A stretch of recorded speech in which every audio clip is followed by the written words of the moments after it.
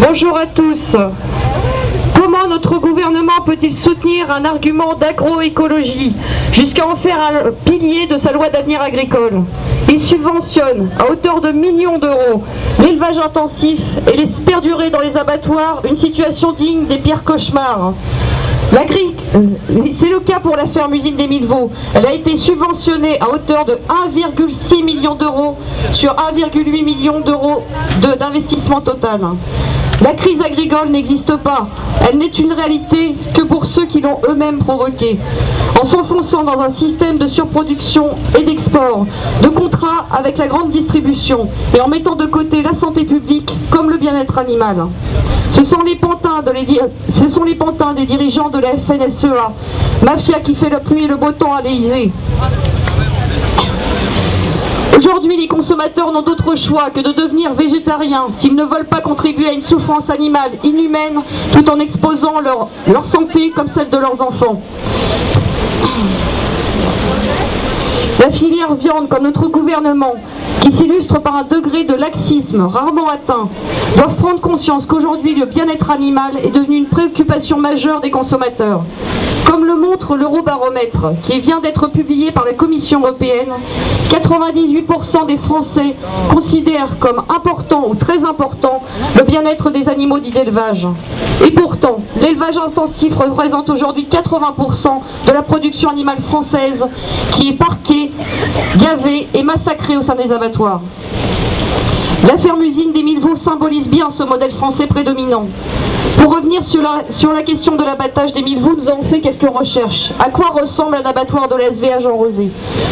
À Vitré, là où seront abattus les 1000 veaux, ils abattent, transforment, découpent et livrent chaque jour l'équivalent de 1000 moutons, 500 bœufs et 500 veaux. Mais pas seulement. Ils égorgent également 260 agneaux à l'heure, 16 000 par jour. Imaginez dans quelles conditions. À l'ancien abattoir de Gade, qui a été repris par la SVA Jean Rosé, ce sont 28 000 porcs par semaine qui y sont massacrés.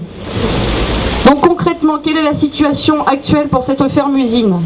Nous n'avons pas encore les conclusions de l'enquête préliminaire qui a été initiée par le procureur de la République le 12 novembre dernier. Cette procédure avait été initiée suite à une dénonciation des faits de l'EDA pour conflit d'intérêts.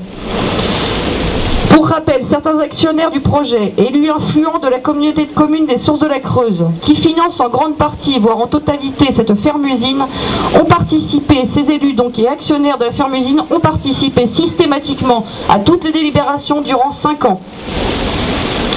Nous aurons certainement des nouvelles la semaine prochaine, puisqu'un point intermédiaire sur cette enquête devait être fait par le procureur cette semaine. Nous publierons immédiatement toute information sur ce sujet. Aujourd'hui, les travaux ne semblent pas terminés. Malgré l'annonce d'une ouverture d'abord en janvier, puis février, puis mars, nous pensions réellement que les veaux seraient là avant que la manifestation soit faite. Ça n'est pas le cas.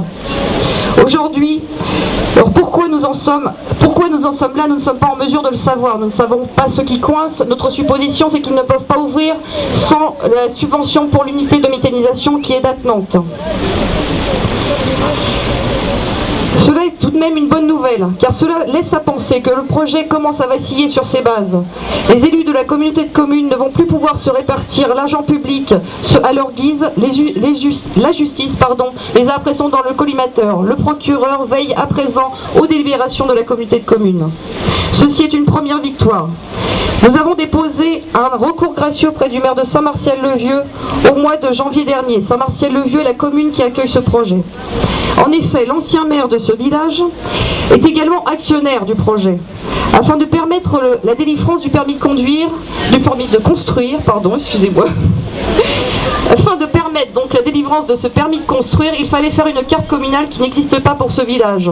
Pour faire cette carte communale, il devait délibérer en conseil municipal présidé par le maire à toutes les délibérations pour l'élaboration de cette carte communale. Il s'agit évidemment d'un conflit d'intérêts évident, mais également d'un excès de pouvoir, et c'est l'objet de notre seconde procédure auprès du tribunal administratif la semaine prochaine. Nous allons dès la semaine prochaine. Donc ce délai, nous avons déposé un recours gracieux auprès du maire donc au mois de janvier dernier. Nous devions attendre les 2 mois de non-réponse ou de refus pour faire cette procédure. Donc nous la lançons dès la semaine prochaine et nous communiquerons sur les sites par mail par rapport aux résultats. Nous allons également mettre l'accent sur des actions auprès du conseil régional. Le précédent président donc, de l'ancienne région, puisque maintenant nous sommes passés à une grande région, avait suspendu la subvention en faveur de la ferme-usine d'Émile Vaux, puisqu'il avait annoncé lui-même que ce n'était pas l'idée qu'il se faisait de l'agriculture. Cependant, depuis novembre 2015, nous avons vu réapparaître une nouvelle demande de subvention qui concerne l'unité de méthanisation attenante au projet, comme c'est le cas pour toutes les fermes-usines, où généralement l'élevage devient un sous-produit de la production d'électricité. Donc cette unité de méthanisation qui conditionne l'ouverture du projet est à l'étude au niveau du conseil régional depuis novembre 2015 pour une subvention de 325 000 €. Nous avons demandé des nouvelles, nous avons demandé où ça en était, personne ne nous a répondu. Donc nous devons absolument mettre l'accent sur le conseil régional pour qu'absolument cette subvention ne soit pas donnée, ce qui conditionnera l'ouverture de la ferme. Ce sont des pistes, mais l'abandon du projet ne pourra réellement être obtenu que si les contribuables locaux se mobilisent. Nous allons lancer également donc, la semaine prochaine donc, cette action citoyenne, non seulement auprès du conseil régional, mais également encore contre la direction d'Intermarché. Encore une fois, si Intermarché rompt le contrat avec la ferme-usine d'Émile Vaux, aucune autre enseigne agroalimentaire ne signera avec eux. Ce sera la fin du projet. Alors si vous ne recevez pas encore nos informations, nous envoyons toutes ces informations par mail via notre page Facebook. Si vous ne les recevez pas encore, vous avez un cahier au stand afin de marquer votre adresse mail, vos coordonnées pour que nous puissions vous transmettre ces informations qui sont très importantes. Encore une fois, il s'agit du nombre. Plus de personnes, notamment locales, s'expriment et plus nous aurons de chances de gagner. Alors comme précédemment annoncé sur notre page Facebook, l'EDA évolue vers de nouveaux objectifs et va changer de nom.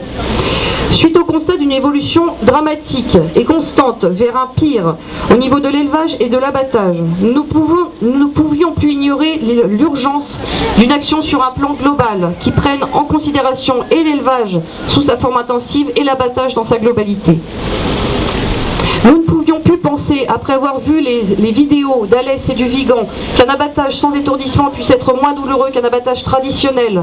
Maintenant, l'abattage dans sa globalité est à remettre en cause. C'est une horreur et il faut le dénoncer. Il faut que les consommateurs le disent.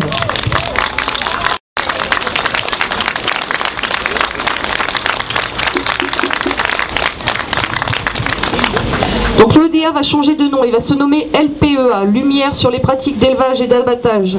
Nous allons mettre toute notre énergie pour dénoncer et mettre en lumière ce qui se passe dans les élevages français et dans les abattoirs français.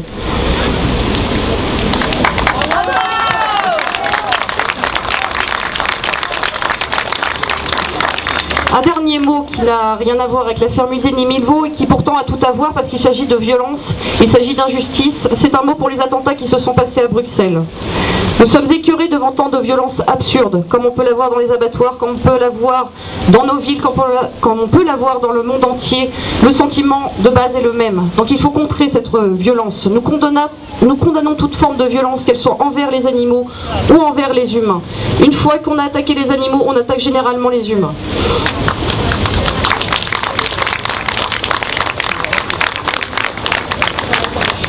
Donc c'est avec tristesse que nous avons appris cette nouvelle, mais cela doit nous renforcer dans la lutte contre toute forme d'esclavagisme, de torture et de violence imposée à des êtres vivants et à la nature.